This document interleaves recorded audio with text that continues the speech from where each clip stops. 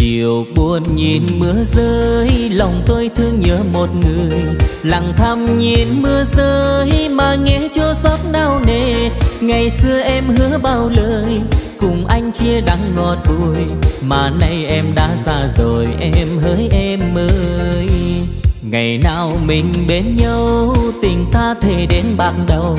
Ngày nào mình bên nhau, em trao anh chiếc hôn đầu.